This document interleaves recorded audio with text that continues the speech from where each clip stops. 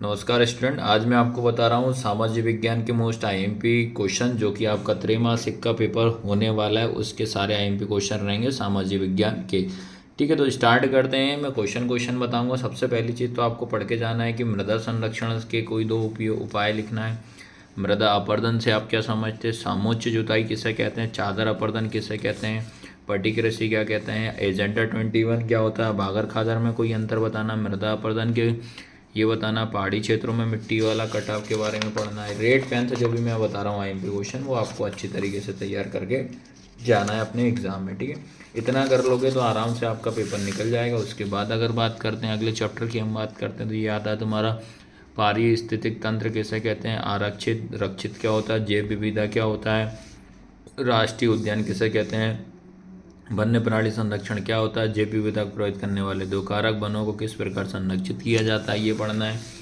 उसके बाद हम बात करें आपको ये, ठीक है, उसके बाद यहाँ से आपकी बात करते हैं जोल्वेराइन नामक शुल्क संघ क्या है।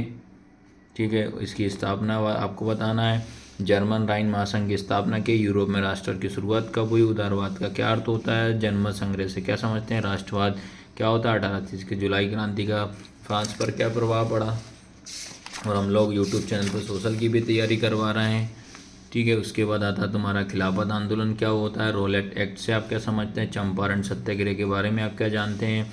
जलियांवाला बाग हत्याकांड एक संक्षिप्त टिप्पणी लिखिए। खिलाफत आंदोलन क्या होता है। साइमन कमीशन क्या होता है। उसके बाद सविनय अवज्ञा आंदोलन से आप क्या समझते हैं। असहयोग आंदोलन चोरा चोरी घटना क्या महत्व है।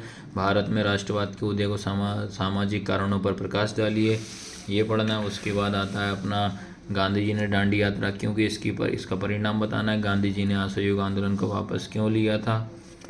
ठीक है, उसके बाद हम बात करते हैं आपका ये वाला, ये आता है तुम्हारा संघीय सरकार किसे कहते हैं। गठबंधन सरकार किसे कहते हैं। भारत में विकेंद्रीकरण से आप क्या समझते हैं। बेल्जियम और श्रीलंका ने सांस्कृतिक विविधता की समस्या निपटाने के लिए अलग तरीके क्यों अपनाए थे, ये पढ़ना है। उसके बाद हम बात करते हैं भाषाई राज्य क्या है। पंचायत समिति गठन कैसे हुआ। सत्ता का विकेंद्रीकरण किसे कहते हैं। गठबंधन सरकार किसे कहते हैं। उसके बाद बात करते हैं आपका संघवाद के प्रकार समझाइए। उसके बाद आता है संघ सूची, राज सूची, समवर्ती सूची को परिभाषित कीजिए। एकात्मक शासन प्रणाली व संघीय शासन प्रणाली के अंतर बताइए। संघीय व्यवस्था में केंद्र और राज्य सरकार के बीच में सत्ता का विभाजन आपको बताना है। उसके बाद हम बात करते हैं, ये आता है तुम्हारा मानव विकास सूचकांक क्या होता है। साक्षरता दर का अभिप्राय क्या है। भारत में कौन से राज्य के प्रति व्यक्ति आय सबसे अधिक होती है, ये आपको पढ़ना है। ठीक है, तो ये इतने भी आप तैयारी करना अच्छे से। फिर उसका सेक्टर वाला, क्षेत्र वाला चैप्टर, निजी क्षेत्र क्या होता है, प्राथमिक क्षेत्र, सेवा क्षेत्र, द्वितीय क्षेत्र, मनरेगा क्या होता है, खुली बेरोजगारी या संगठित असंगठित, ये अच्छे से पढ़ना है।